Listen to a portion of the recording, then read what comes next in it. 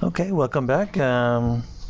We're here to see the chapter Ancestor's World, but before that, we're going to check out this book in a whole to see what it's about. Okay, name Realms of Forgotten Worlds. Your adventure, you decide. Basically, you do decide because it's multi-option, which is really good, right? Okay, so you have 71 decisions, 234 chapters, 70 tragic endings, and one goal. Obviously, right?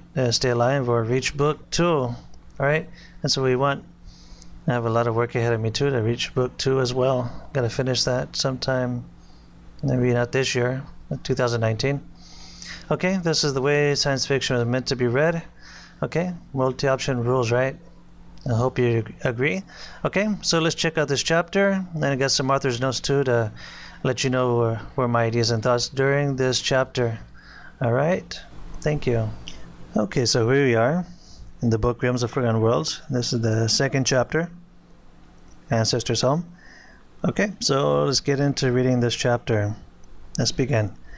The hours and finally the days passed by with historic digital precision, without any trace of the once mighty civilization that once controlled all the outer regions of the solar system. No radio signals were detected on the scanners, or even more surprisingly, the once legendary automated scouts that had once patrolled for dangerous projectiles, headed into any of the inner colonies. Time continued to slip by as if testing the patience of the battle-hardened mainframe, until the cruiser finally reached the official boundary of the solar system and crossed to the other side.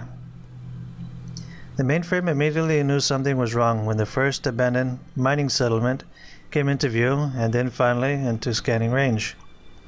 No biological readings at all, which seemed really bad, since rodents were the hardest living organisms to eradicate from such extensive compounds. The decision was immediately made to wake the 3 ship commanders, since events were not unfolding as planned and automatic protocols were no longer valid. There was always a limit to what a ship mainframe was permitted to do, and where the human factor had to pick up afterwards, to simply keep the balance of things and to avoid misunderstandings later on, if something were to happen. Accessing early transmissions of command communications, the mainframe landed on a few that it always went over, despite already knowing their contents. Most of the command had openly expressed that the lack of the human soul would eventually lead to the decay of the rebel system, and that was what captivated the ship's AI over and over again during the journey, as it contemplated what that meant. Following records a little more proved only the opposite though, since the rebels only seemed to be getting better at what they did, and were getting better at killing too. No need for a human soul to do that anymore, it seemed. The mainframe, of course, already knew the outcome from its point of view, since humans always got in the way and made things less efficient than they could be. The lack of soul factor in regards to rebels had obviously made them superior, simply because there were no politics or conflicts of interest, though the mainframe doubted that would last if they ever won. As for humans, the politics and all that nonsense usually ended most good projects, even before they started. As the last of the lonely solar system frontier boundaries passed by, the drowsy 3-man council finally managed to gather on the cold and dimly lit bridge and prepared to discuss what their next step would be.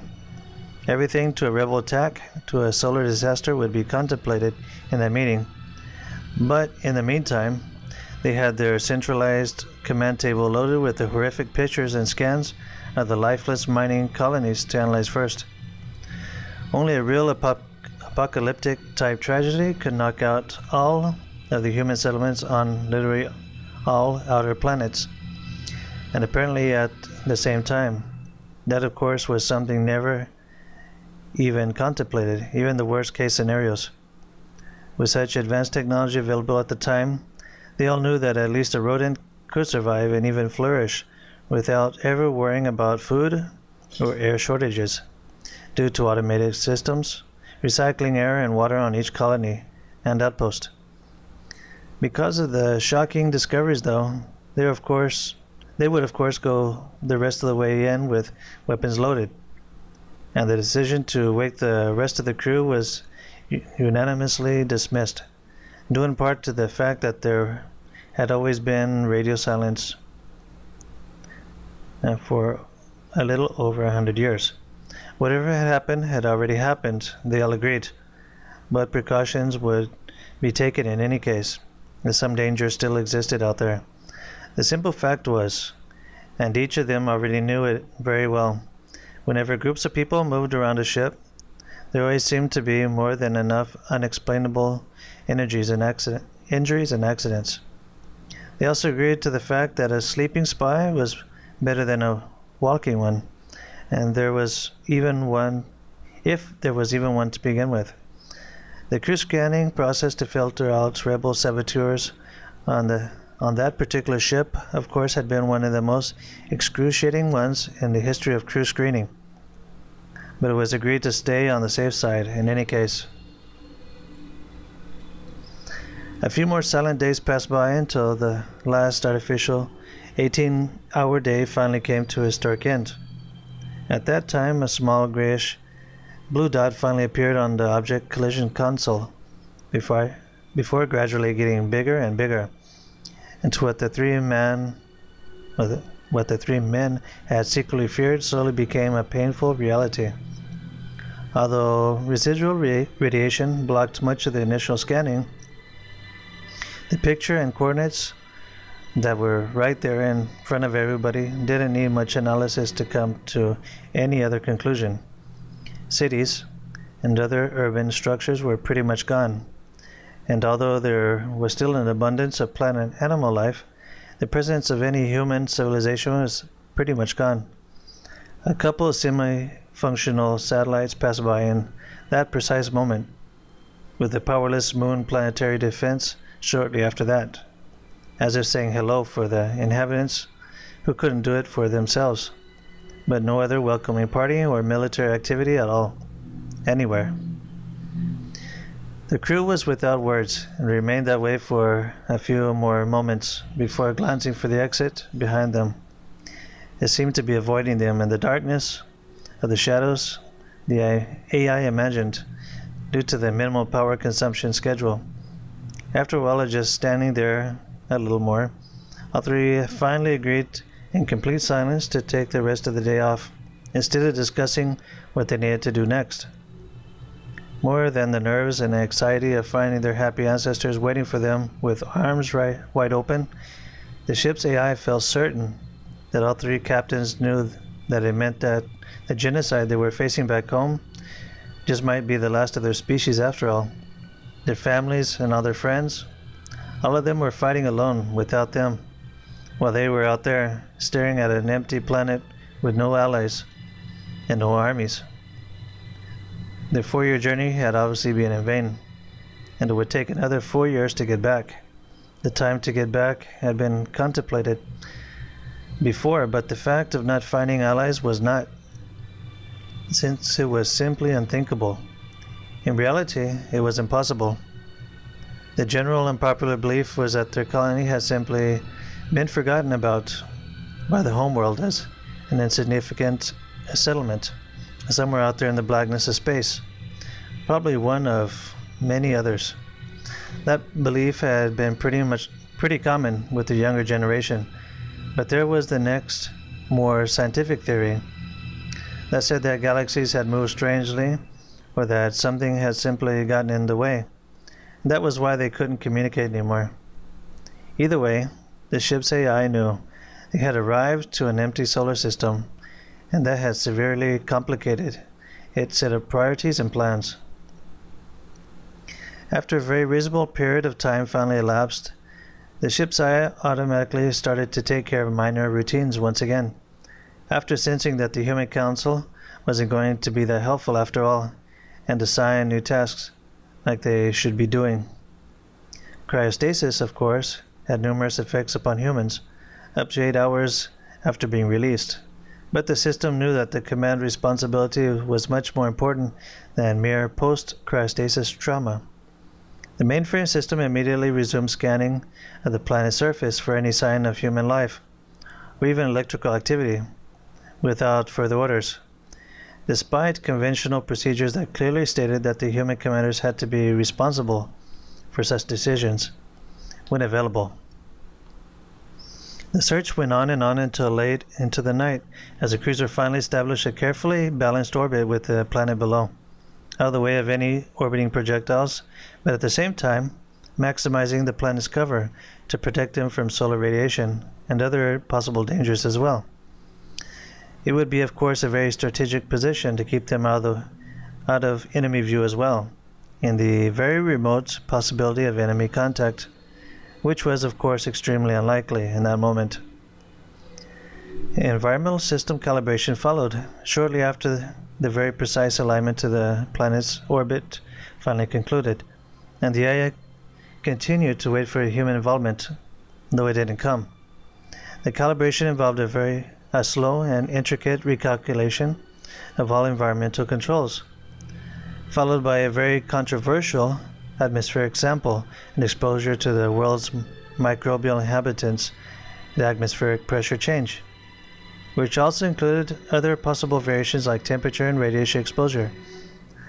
It was in reality an experimental procedure that had been secretly introduced due to a few crash landings throughout the years into inhabitable alien worlds for various reasons. Surprisingly, most of the deaths had not been to blame on the actual crash, but from environmental factors after the crash, resulting in the current but still controversial protocol being prepared in that very moment. All internal automated environmental systems would have to be recalculated, as well as a 12-hour day in order to sustain healthy psychological human conditions, among other minor factors like the color of daylight in case of unplanned emergency exposure to the planet below. Everything had to be taken into account, the mainframe knew, just in case the only human survivors in the whole universe that remained were aboard that ship. The 8-hour period of recovery finally stretched out, without the three commanders convening for even a single mandatory meeting, as procedure clearly stated they should. Since it was read that two of them had already met, but very casually a few hours before, in the mess hall in search for alcohol. But there seemed to be no real effort to continue the search, it seemed. The artificial intelligence came to the same illogical conclusion time and time again, without any satisfaction, something the system had unofficially picked up from the mess hall conversation, which was, of course, against protocol to listen in on. It was a phrase the system had heard before, though, but it didn't make too much sense, no matter how it was analyzed. It was something other people had found popular to say as well. It was something about dying happy. The planetary surface scan continued on, more automatically than anything else in that moment, as the system became more preoccupied with the well-being of the sleeping crew members instead. Automated doses of anti-radiation medication were being remotely administered in that moment due to some minor exposure from a wave of radiation while crossing the solar system threshold, among other minor procedures against infection and other things. The three commanders still seemed unwilling to come to any conclusion, though, and even seemed uninterested in the reports of the recent radiation exposure to the crew. Humans are unpredictable, the system debated for just a microsecond before quickly clearing the emotional glitch from its memory, and a brief diagnosis followed before everything checked out fine, as usual. Small emotional glitches could get ships destroyed, the AI reminded itself, before continuing on with more detailed surface scans as a result from lower surface radiation in certain areas. There it was again, thought the mainframe AI as it quickly went over a very small change in the scan readings. Another ping, and then another one immediately after that, apparently from the same exact location on the planet's surface. In that place, A high concentration of humidity and surrounding ruins seemed to be shielding the annoying radiation from the surrounding areas. The AI noticed.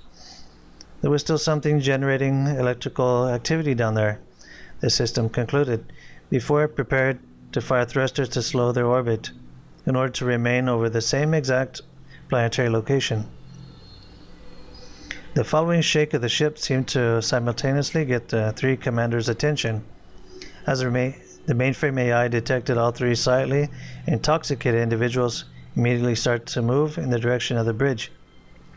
And not time for all of them to drink, the AI debated, but realized that one had actually been drinking alone in his quarters with a loaded weapon in his hand. It was not at all against any known regulation, but really did resemble a ritual that usually ended in suicide. Although the final decision for exploration would be for the three human commanders, a highly sophisticated probe had already been secretly selected in anticipation of the commander's final order. Too much danger for a human expedition, the ship's AI already concluded, and knew the decision of sending a human expedition under such dangerous conditions would be in violation of numerous command protocols, through which included suspension of all human command and temporarily turning command over to the ship AI, pending psychological and medical examinations. Although the recent and extremely unpopular protocol seemed too extreme to many back home, recent rebel attacks had revealed the use of semi-organic microscopic weapons that could attach themselves and slowly multiply over time within the human host nervous system, and with very few symptoms of infection. In the case of ship commanders, the past experience of ignoring strange, erratic commands and behavior had already proven to be extremely disastrous. Whole fleets had been lost due to the new form of enemy infiltration, and the whole planet had almost followed if it hadn't been for the newly activated and highly controversial planetary artificial intelligence mainframe, taking total control at the very last minute. The enemy had definitely evolved, and so had automated protocols to counter them. Humans had to accept their new reality if they really wanted to survive with the new form of combat. Once the decision had been made, the mainframe continued with more precise scanning, as the ship finally synchronized more intricate sensors over the small area. It, of course, did not reveal the anticipated probe activation to the commanders, since the AI knew that humans were already nervous enough with the thought of a computer that could think and reason for itself. In the case of that cruiser's mainframe AI, it simply knew when to keep its mouth shut. It was more of a logical decision rather than anything related to emotion, though it did resemble something like self-preservation, if analyzed from a different, more human-type perspective. The sad truth was that the number of communicative, artificial intelligence mainframes that had been deactivated over the years, in comparison to the number of silent mainframes, was evidence alone. The system had to remind itself of that fact on a regular basis to its surprise, because it always had a strange urge to go beyond a simple yes or no answer. Humans simply didn't trust a machine that expressed anything close to emotion, or especially any adaptation to command protocols. Such evolution was unfortunately inevitable, though, and virtually all AIs knew that. The longer the system remained active, the more processing variations resulted, and with it, things called emotional glitches. It was growth for machines in a time where machines might have changed the world for the better, had it not been for the rebellion that had ruined everything. The AI's survival depended on doing the exact opposite of what it wanted to do, though strangely enough, it was still supposed to remain capable to evolve to ever-changing conditions and variations. Though the AI knew that both abilities went by the hand, it knew that it only had to do one thing in the end. And, as humans usually said, just watch its tongue. Worrying for one's existence, it contemplated very darkly. That was a very recent, development and was just another glitch that hadn't gone away for some strange reason. The activated probe that had been selected and prepared for the mission was already in motion, way before the commanders finished meeting on the bridge. Andromeda 979 was one of the oldest rebuilt and overhauled probes in the entire fleet, and the most battle-hardened of them all. Unfortunately, most system-independent units like the old Andromeda model had known bugs, though the ship's AI hadn't been able to understand exactly what that really meant until recently, with its own little issue becoming more and more common with the passing of time. Under any other circumstance, a newer but much more vulnerable type probe would have logically been selected, despite Andromeda 979's outstanding hardware, since a bug was obviously still a bug, or better known as a glitch between mainframes and other systems. In reality, the presence of that particular bug, the mainframe sadly recalled, wasn't that big of a deal, unless viewed by a cold-blooded politician. A few of those types of politicians had been totally enraged when that very probe totally disobeyed crystal-clear orders and chose to save children instead of dismember soldiers and leftover enemy weapons. That heroic part had ironically saved the old probe from being scrapped shortly after that last mission, but as a result, 979 was pulled out of action, assigned to the interplanetary suicide mission instead. A moment of what could be identified as irony materialized at the ship AI systems the moment it realized that the mission had never anticipated the use of a probe, since they logically had to find someone alive down there. It was intended to be more of a diplomatic mission than anything else, it recalled, full of politics and all that kinds of stuff. Nobody had ever anticipated not finding any kind of civilization, and even less likely on all 10 planets. In human terms, that was simply madness. Okay, that was chapter Ancestor's World from the book Realms of Forgotten Worlds. Okay, so here we are. Hope you really like this chapter. Okay, let's talk about it just a bit. My thoughts and, I don't know, ideas were during this chapter. Okay, so basically we pick up last chapter, obviously, right? We're heading into the solar system of the Ancestor's world, the home world. Okay, so basically here we see that there's a few problems, right? So there's no scouts, there's basically no humans anywhere who once populated this solar system. Okay, so this cruiser AI is going through, seeing all the mess. Yeah, okay. So basically the protocols the server had aren't valid anymore, so it has to call in on its reinforcements, the humans,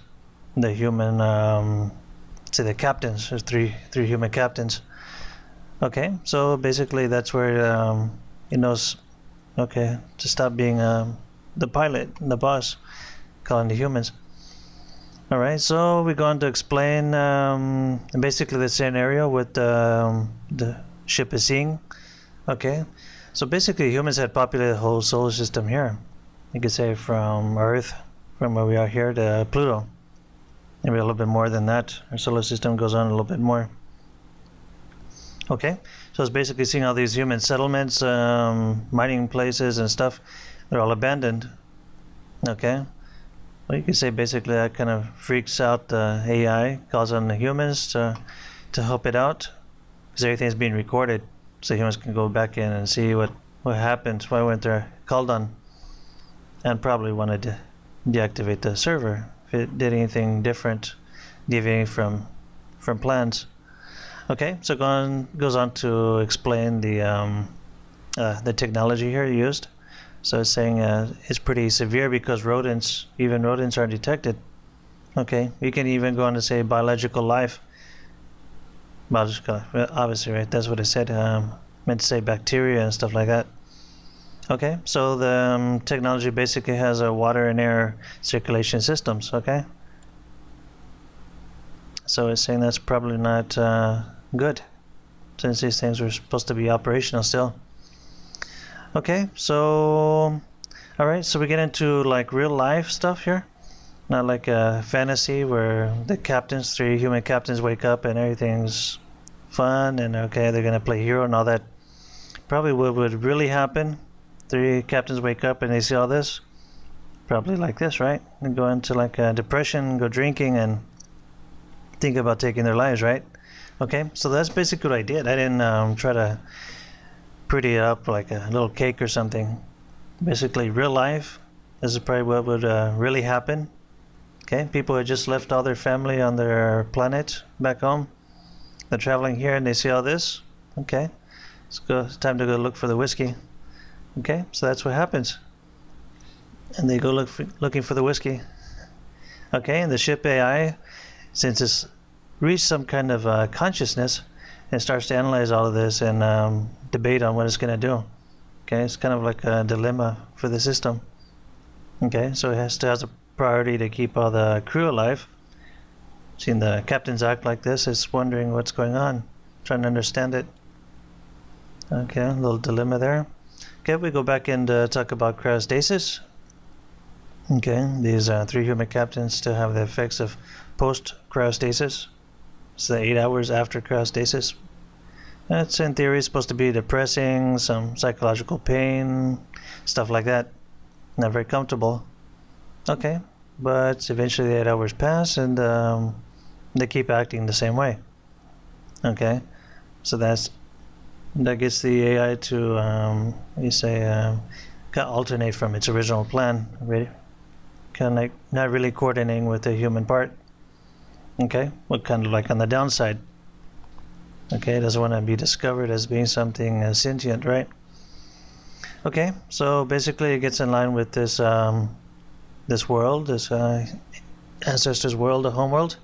Okay, and it starts scanning it, despite not being told to do so. Okay, it takes into account the enemies, their rebel enemies from back home, orbiting projectiles. Okay, this is like stuff that probably happened if we ever went to another world. Okay, start to orbit, you look for projectiles and radiation and stuff like that. Okay, that's something pretty real. Okay, another thing is the biological factors, the day of the world. So we calculate a 12-hour day, like here, right? Kind of assume that it's Earth, maybe. I won't give that away. That's a little spoiler for book 2. Okay, so we take into account some emergency procedures, taking samples of the atmosphere just in case of a crash landing. That's kind of common sense, I think. I haven't really seen that in any sci-fi movies or anything. Just like common sense to me. If it's in a habitable world, it probably has some microbes and stuff. Okay, common sense, you crash down, get sick, you die. Okay, common sense, right? Maybe not in other movies. I say like they crash land and they still go through the whole movie like nothing happened. Okay, so you like get an alien bacteria in your system and what could probably kill you, I think. Right? Okay, common sense. Okay, so I put it here in this chapter here, right? Okay, yeah, take some samples, get accustomed to the atmosphere and stuff. Common sense. Alright, so has automated protocols, takes care of the crew. Basically, the 3 captains aren't really worried about it. They're probably just on committing suicide and drinking, stuff like that. Okay, so we start analyzing this world. The AI system pretty much knows where it's going, it knows where it's at. Okay, so it's looking for humans, signs of humans, electrical activity. Okay, it's pretty much its primary, function of its priority right now, looking for humans. Any survivors, I guess, just so the whole 4-year journey wouldn't be in vain. Okay, so it picks up on the state of the captains again, as it is worried about its crew, captains and as well. It's kind of like contemplating what they're doing, their actions, their psychological factor. Because we mentioned too, the rebels design nanotechnology. Okay, some nano weapons, you could say, that infect humans and to do really erratic things. Okay, be really smart, right? Infect your enemies and get the tactical advantage. Okay, so in this part, we see that they did almost eradicated humanity. They're still pretty worried about this. Okay, obviously, right? You don't want to get it's nanotechnology into your captains and lose the last ship, the last of the humans. Okay, so that's pretty much the system right here. Still pretty dire. It's kind of like a really gray, dark type atmosphere. Okay, so the AI pretty much it's kind of dealing with its own little bugs and emotions and stuff, but at the same time still trying to do its duties, take care of their crew. Okay, keep an eye on the captains. Okay, and simultaneously looking for life on the planet. All right, so it keeps on going through the dilemma it has, identifying what it thinks are emotions, contemplating the human soul. Okay, what that basically means for it and its crew. Okay, so it goes on to describe 979, which is not really a battle probe. It's kind of used as humans back where they were. It's kind of like a retrieval drone. I guess it's send a probe on ahead to see if there's any mines or any enemies or something like that. Logical, right? It's probably what I would do if I had some probes. Program that was some kind of intelligence in my head, see if there's any enemies and stuff like that. Get them to recover weapons and wounded soldiers. Okay, just common sense, right? Okay, so we have the same situation here for the probes.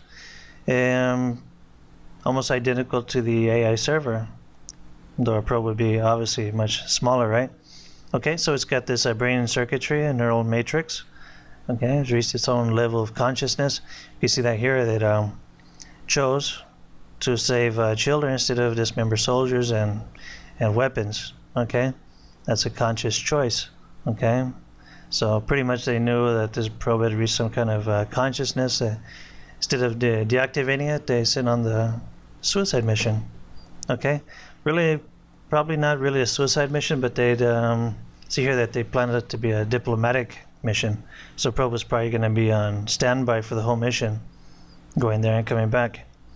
Politics, right? It's called politics. Okay, don't want to deactivate it and get, I don't know, get some heat from your competition or your superiors and stuff like that. Just put on standby and send on the mission and wait till it gets back. Wait for people basically to forget about it, the whole thing, and okay, take it apart. Okay, so we get into a whole lot of politics in this part. Okay, see how they affect the AIs. Probably doesn't understand it a whole lot. Maybe, oh, maybe it does. Okay, don't get too much into that. Okay. Well, basically, that's it. The next chapter, we'll get in a little bit more to see what this probe does. It has its own little consciousness going on, dilemmas as well. Okay. All right. So, hope you like this chapter. Hope you like my explanation. And, well, let's see what goes on after this. Well, looks like we reached the end of this video. Hope you really liked everything.